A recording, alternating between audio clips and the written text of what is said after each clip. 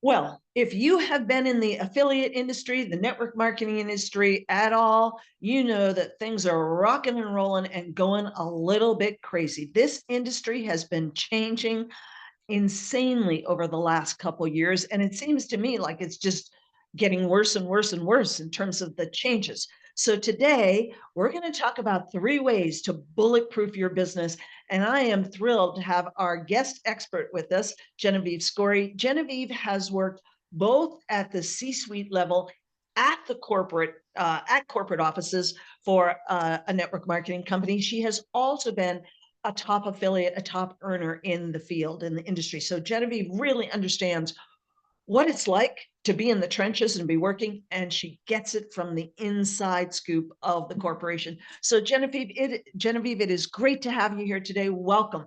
It is a pleasure to be here, and I would say probably one of the most exciting times, if people take advantage of it, to be in this channel. So I'm excited to talk to you.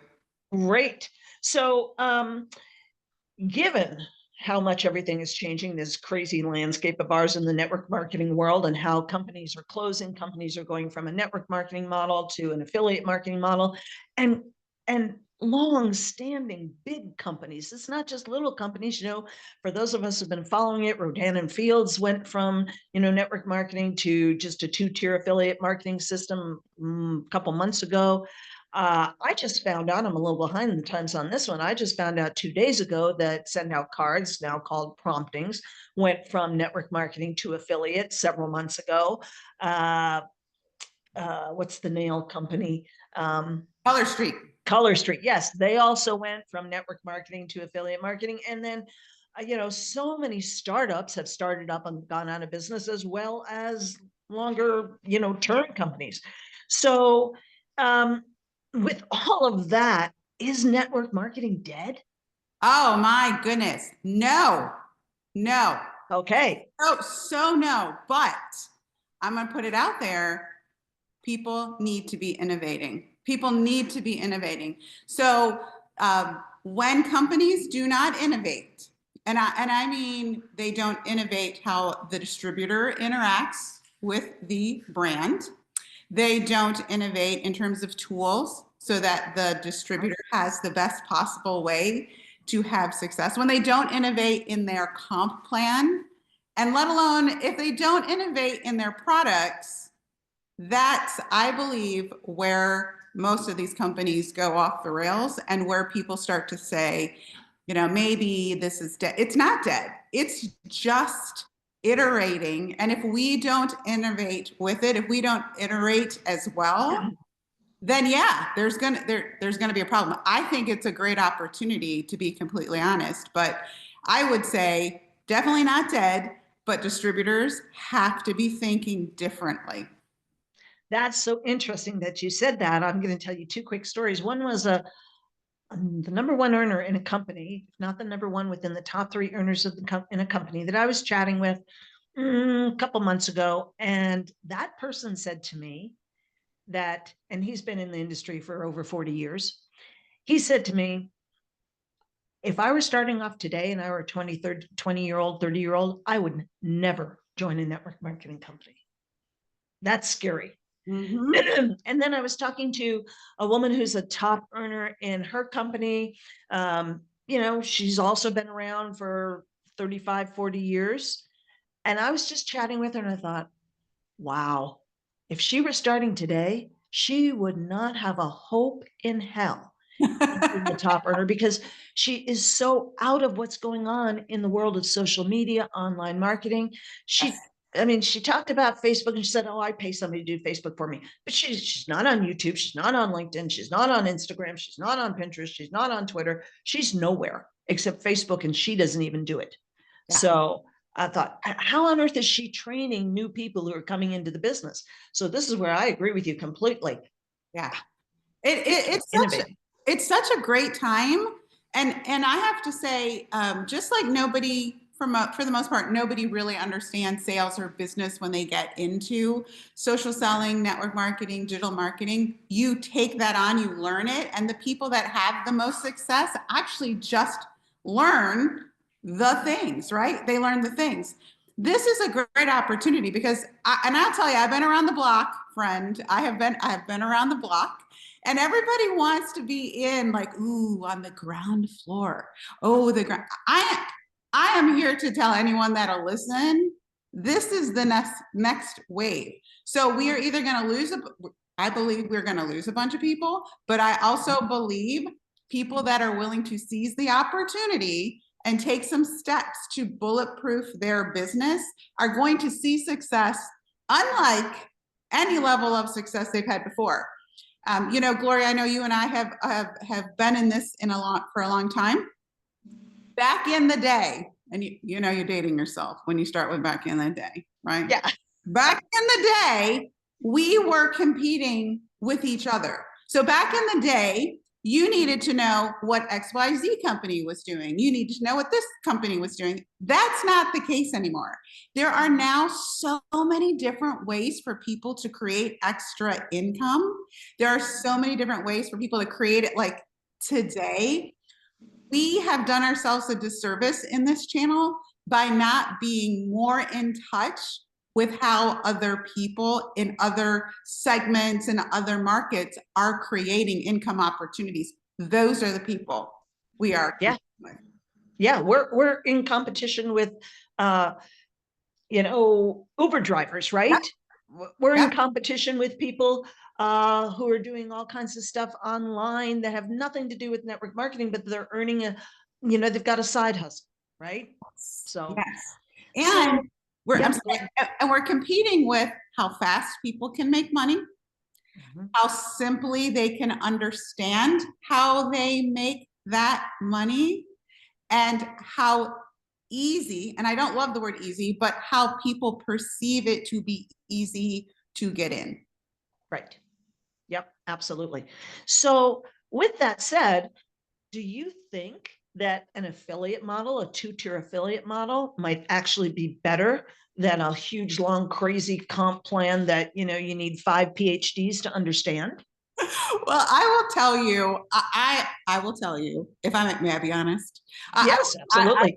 I will tell you that I think that poo-pooing affiliate out of, you know, like just poo-pooing it right off the top of your head is a mistake. It is a mistake. I think because if a brand actually does it well, and I really am waiting for the company that comes out and says, we're going to do both. We have a place for both. And the truth is, most distributors do not, depends on the comp plan structure, right? Sure. But most distributors actually don't have businesses beyond what is currently being paid at an affiliate level. So when you look at the distribution of the checks and you look at who's making the money and all that kind of good stuff, a majority of the people are not really getting paid below levels 2 or 3 anyway. Yeah. And those people who get in, and in a typical arrangement, affiliate models typically pay a little more to those people on those levels than they do in traditional network marketing levels. Those people will see more income faster and they will stay in longer. So there's some benefit to like, hey, if you can offer this to people who don't want to pay an annual membership fee, who don't want to commit to building a team. And actually, I think there's a way to use that as part of your distributor funnel, to be completely honest. I do believe that there's an opportunity to watch those affiliates and then say, hey, listen, you're doing so great there.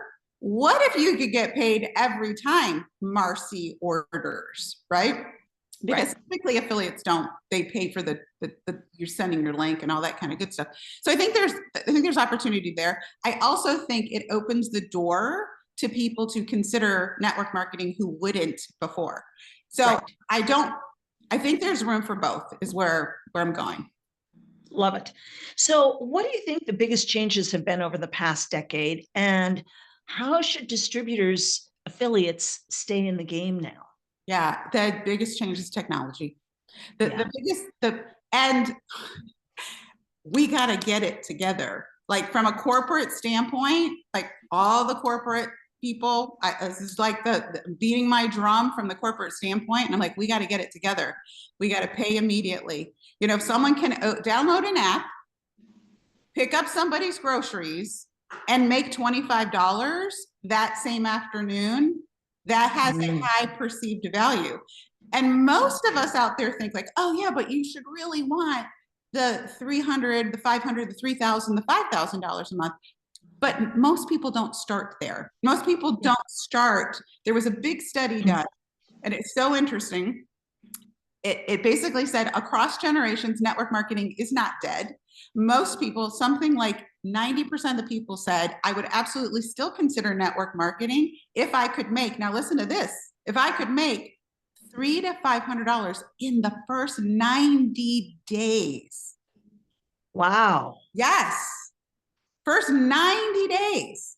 So it's not even this like I'm looking to replace my income. I just want some proof in the first 90 days that I can make that income. So I think technology, speed of pay is really important. People have to see right away, hey, when I do X, I get Y. That has to be very, very clear for those brand new distributors, and we have to keep them in the game longer. Technology can help us do that, but you have to have a corporate entity that understands and is iterating for the distributor with tools and onboarding and things of that nature. I also think from a technology standpoint, communities are huge. Everyone is out there is saying, people are tired of being a transaction and a number. They want to be a part of a community. So whether it's Facebook communities, whether it's Instagram channels, like we can't love them and leave them. We can use technology to continue to nurture not only our prospects, but those distributors and those leaders. So I think technology has made a change. I also think that with all the options that are out there, I think there has been a shift from I'm super loyal to just this one company. Yeah, that's huge. And helping people understand you got to be your own business and you really want to start to treat that company. And I heard someone say this on one of your podcasts, and I agree, as a supplier. You're your own thing. You own your own business. And the relationship isn't that I'm working for you or that I'm a distributor of X.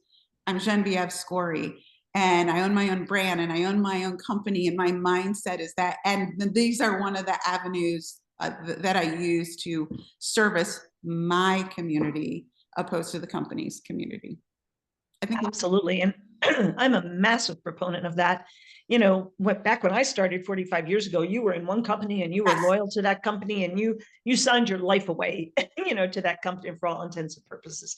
And the companies expected you to, right? Yes.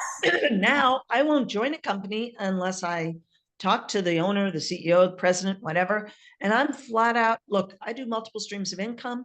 I'm going to be in multiple opportunities. If that's a problem for you, that's fine, but I'm not in. So, you know, I want to get the buy-in from the owner, the CEO, the president, that they don't have a problem with me doing multiple things.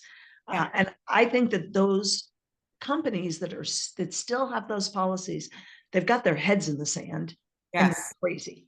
And that's part of the innovation that on the distributor side that companies have to get better at. If your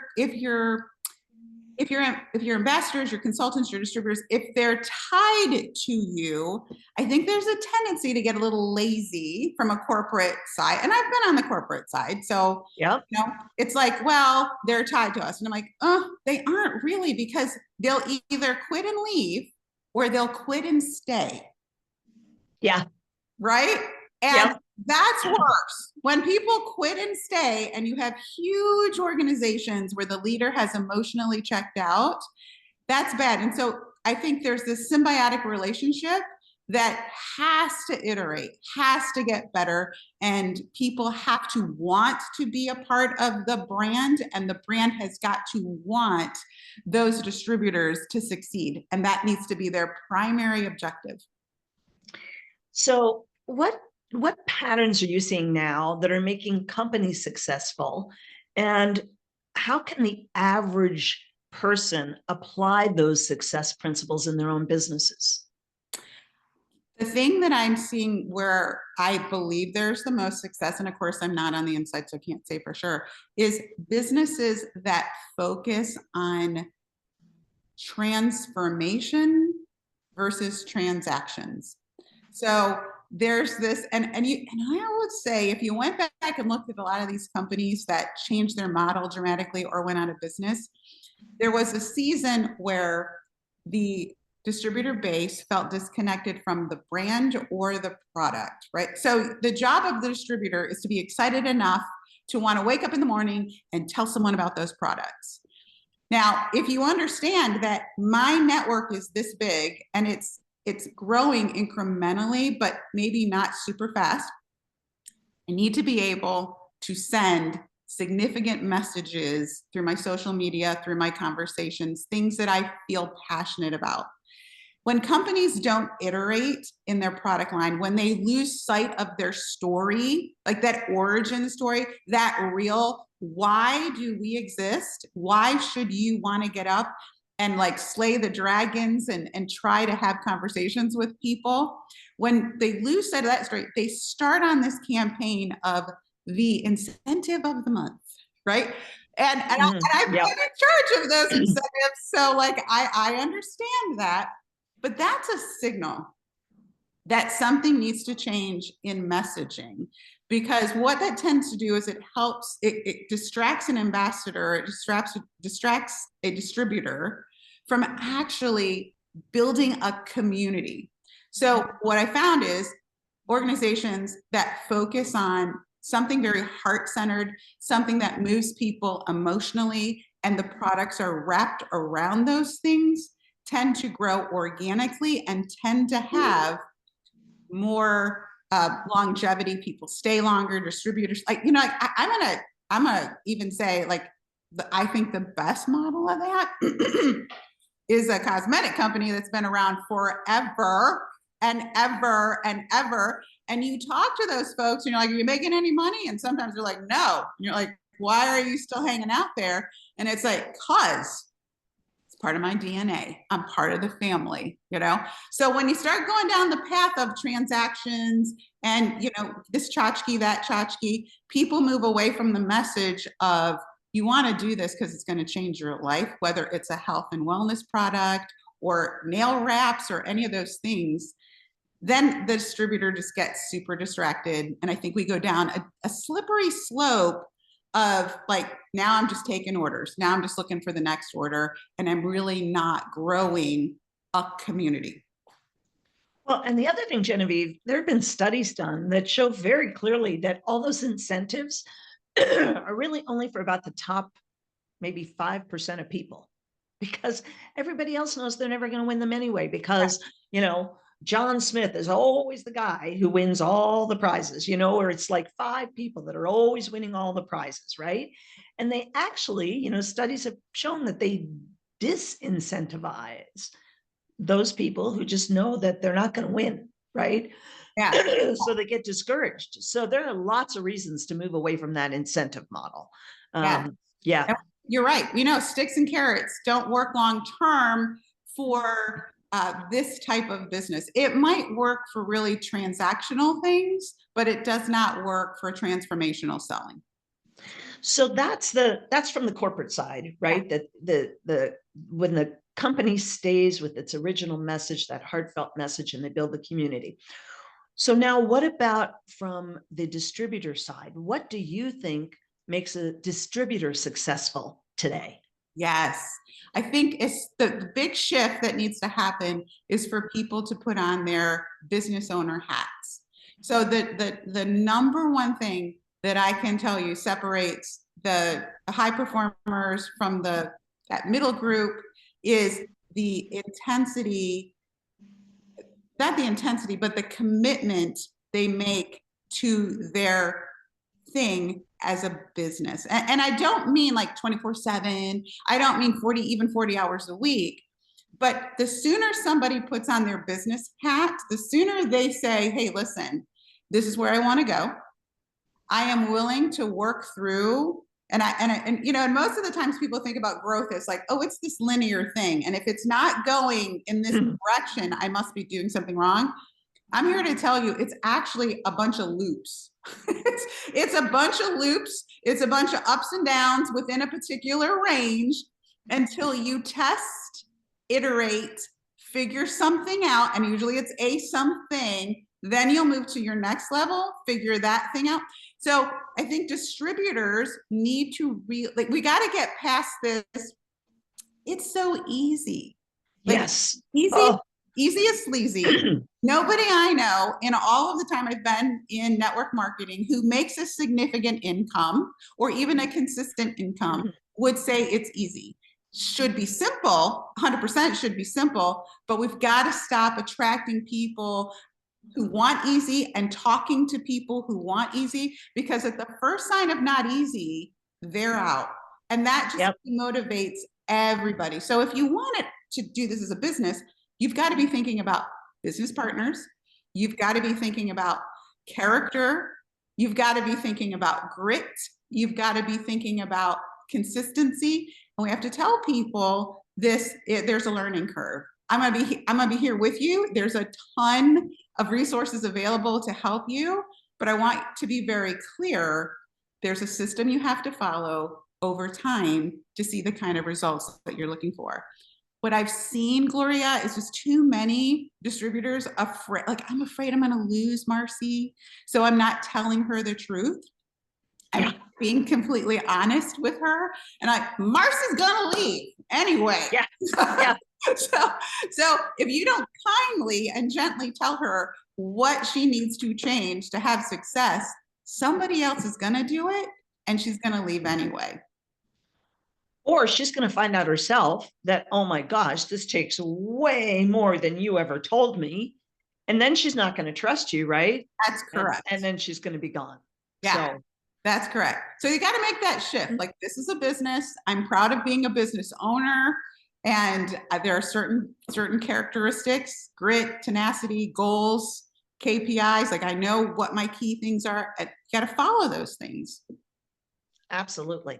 Marcy, anything else you want to leave people with here? So people who are listening to this and they're like, oh my gosh, is my company going to be in business? Are they going to change from a network marketing to an affiliate marketing? What should I do? How should I bulletproof my business? What should I do? Yeah. So I would say, one, don't listen to all that noise, because it's really just noise. You want to set yourself up as your own brand and your own entity. Own your prospect list. Own customer list. And I'm not saying spam people, and there are laws around what you can take from where, but you 100% want to have ways to communicate and connect with beyond social media, right? Because social media does not guarantee you're reaching all the people you think you're reaching. So number one, I would tell people, is you got to have an email list that you own and that you add value to those people's lives on a regular basis. So be your own brand, be your own company. Two, great time to expand your thinking and your mind beyond, well, that's not how it used to work. No, it's not.